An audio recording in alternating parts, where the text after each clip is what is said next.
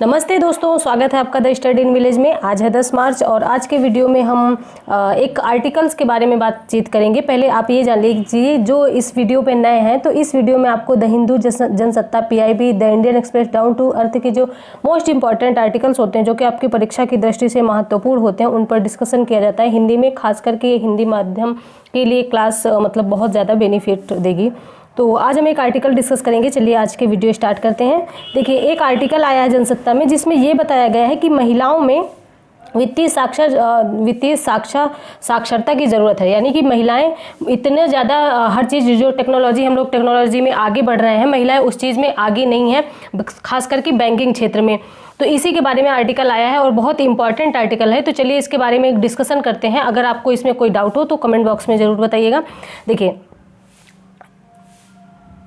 देखिए, एक रिपोर्ट जारी की गई है जिसको कहा गया है global financial literacy excellence centre. ये एक रिपोर्ट जारी की गई जिसमें 2020-21 की एक रिपोर्ट जारी की गई जिसके अनुसार ये कहा गया है कि भारतीय वयस्क आबादी का केवल 24% वित्तीय मामलों में साक्षर है। यानी कि 24% ही पूरा टोटल, यानी 24% ही पूरा, मतलब कि स्त्री पुरुष मिला के 24% ही इसमें साक्षर है। और अन्य उभरती अर्थव्यवस्थाओं की तुलना में भारत की वित्तीय साक्षरता दर सबसे कम है। यानी कि भारत जो है ये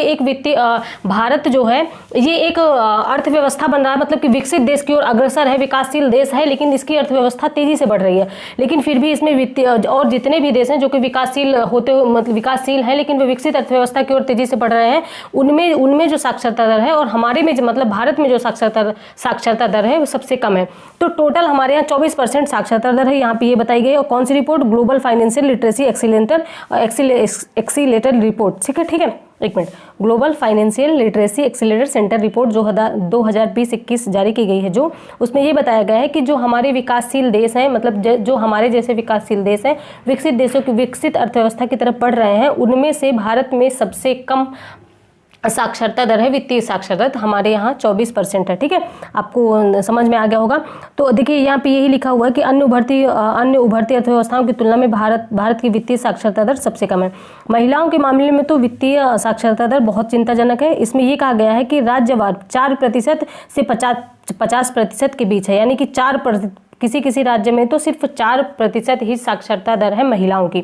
यहाँ पे ये बताया गया है महाराष्ट्र, दिल्ली और पश्चिम बंगाल जैसे महानगरों में जो साक्षरता दर है और महिलाओं की, इसमें देखिए महाराष्ट्र में है 17%।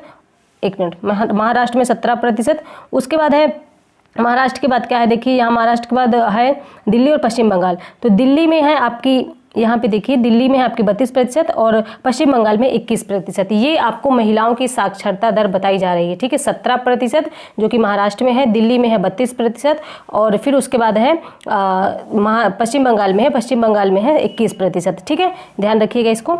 और इसमें ये कहा गया है कि बिहार, राजस्थान, एक मिनट, आपको दिख नहीं रहा होगा, अब आप अच्छे से गौर कर पाएंगे। इसमें देखिए, बिहार, राजस्थान, झारखंड और उत्तर प्रदेश राज्य में गरीबी जो है बहुत अधिक है। ठीक है, बिहार, और ये वैसे भी गरीबी में ये राज्यों को गिना जाता है बीमारू राज्यों में। तो अब बीमारू राज्यों में बताइए कौन कौन से राज्य आते हैं?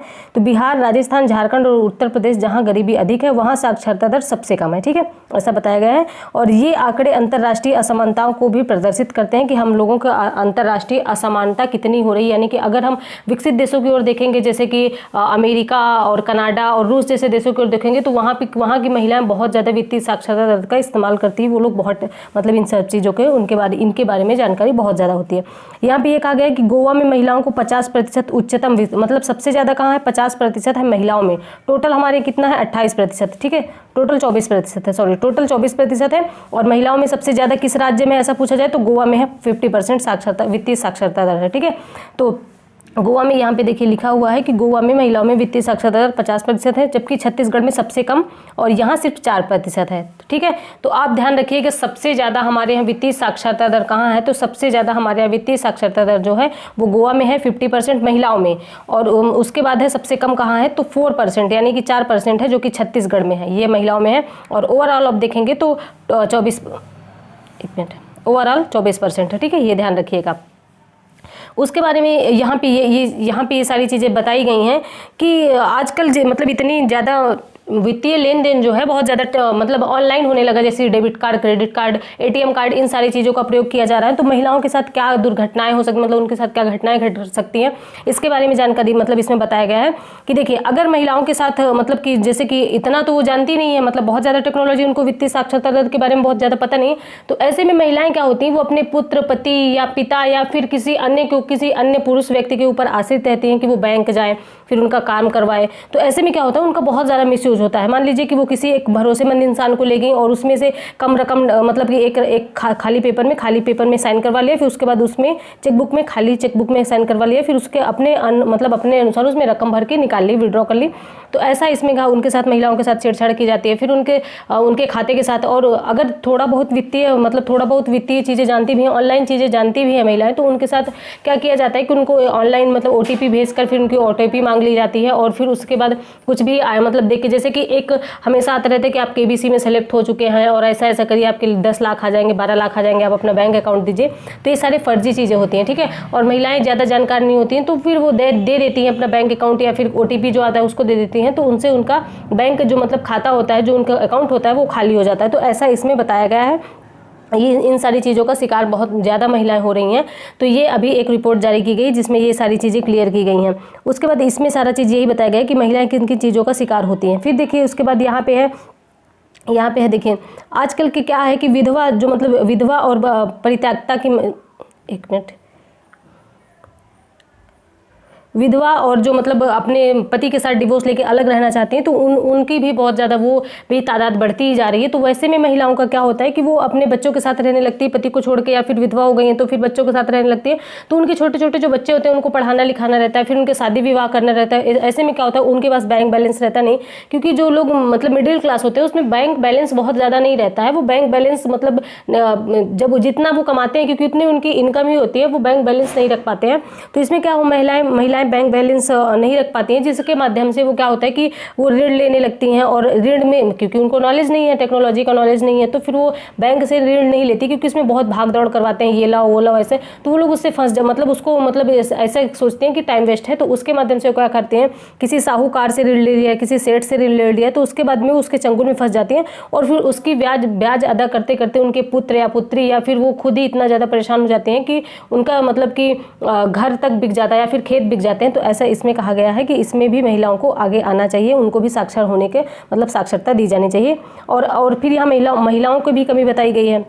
देखिए यहाँ भारी ब्याज दर पर उनको ऋण चुकाना पड़ता है, जिसको, और फिर यहाँ पे एक महिलाओं की भी कमी बताई गई कि महिलाएं सीखना नहीं चाहती, ठीक है। उनके अंदर ये चीज़ें नहीं है कि हम किसी चीज़ को सीखें। ऐसे में उनका ATM कार्ड ले लिया जाता है और ATM कार्ड उनका पिन पूछ लिया जाता है, पता नहीं उनके अकाउंट से कितने पैसे निकाले गए, तो उनको ज़्यादा नॉलेज नहीं रहता है। और फिर इसी में वो सीखना नहीं चाहती, आलस कर जाती हैं। तो इसमें महिलाओं की भी बहुत बड़ी गलती है। और पुरुष प्रधान, मतलब हमारा समाज पुरुष प्रधान है, तो इसमें ये भी कहा जाता है कि कुछ पुरुष ऐसे होते हैं जो कि महिलाओं को ये सारी चीज़ें सीखने नहीं देते। क्यों? क्योंकि इसलिए सीखने नहीं देते कि अगर वो सीख जाएंगी तो अपने मतलब मर्जी का करने लगेंगी। कुछ चीज़ें ये ऐसी भी होती हैं, इसमें भी ये चीज़ ऐड की गई, इसमें भी ये चीज़ बताया गया है कि पुरुष चाहते ही नहीं है कि महिलाएं ये सारी चीज़ें सीखें, क्योंकि अगर वो सीख जाएंगी तो वो अपने आप बैंक जाने लगेंगी, अपना काम खुद करवाने लगेंगी। तो ऐसा लगेगा कि वो अपना काम खुद करवा रही हैं, तो फिर अपना काम जान रही हैं, तो आप उनके मतलब जो हेर फेर करते थे वो नहीं हो पाएगा, ऐसा इसमें कहा गया है, ठीक है। ये चीज़ मतलब कोई मतलब मैं नहीं बोल रही हूँ, ये इसी में लिखा हुआ है, मैं उसी के बारे में बता रही हूँ, ठीक है। तो और यहाँ पे देखिए अब है एक इम्पॉर्टेंट चीज़ जिसमें ये कहा गया है, एक मिनट देखिए, केंद्र सरकार इस वर्ष आम बजट में लोगों को, इसको ध्यान से देखिएगा, केंद्र सरकार इस वर्ष आम बजट में लोगों में आर्थिक साक्षरता बढ़ाने के लिए, ठीक है, आर्थिक साक्षरता बढ़ाने के लिए गैर सरकारी स्वायत्त शासित संस्थाओं के माध्यम से इस दिशा में प्रयास का प्रावधान किए हैं। भारतीय रिजर्व बैंक ने, मतलब RBI, ठीक है, RBI ने, भारतीय रिजर्व बैंक ने वित्तीय साक्षरता योजना, ये चीज़ ध्यान रखिएगा कि वित्तीय साक्षरता योजना किसने जारी की, तो RBI ने, रिजर्व बैंक ऑफ इंडिया। अच्छा ये बताइएगा रिजर्व बैंक ऑफ इंडिया का गठन कब हुआ था और इसके मतलब चेयरमैन इस टाइम पे कौन है, और जो मतलब RBI गवर्नर होते हैं, जो गवर्नर है वो कौन है, और इसका हेडक्वार्टर कहाँ। 3 क्वेश्चन हो गए, इसका गठन कब हुआ था, गवर्नर कौन है, इसका हेडक्वार्टर कहाँ। तो इसमें कौन सी योजना जारी की गई है, तो देखिए वित्तीय साक्षरता नामक योजना, वित्तीय साक्षरता योजना जारी की है RBI में, इसमें क्या है, इसका उद्देश्य क्या है, देखिए इसका उद्देश्य स्कूल और कॉलेज के छात्रों, महिलाओं, ग्रामीण एवं शहरी गरीबों, रक्षाकर्मियों और वरिष्ठ नागरिकों सहित विभिन्न लक्षित समूहों में केंद्रीय बैंक और सामान्य बैंकिंग अवधारणाओं के बारे में जानकारी का प्रसार करना। देखिए अब इसमें सिर्फ महिलाएं नहीं है, इसमें आपको मतलब अगर गरीब है, शहरी गरीब या फिर ग्रामीण गरीब या फिर स्कूल की कॉलेज की छात्राएं या छात्र महिलाएं, रक्षाकर्मी कोई भी है, तो इसमें उनको वित्तीय साक्षरता से संबंधित बताया जाएगा और उनको ऑनलाइन चीज़ें सिखाई जाएंगी जो कि मतलब इन सब चीज़ों से ज़्यादा नॉलेज नहीं रखते हैं वित्तीय साक्षरता योजना के तहत, और RBI ने इसको जारी किया है, ठीक है।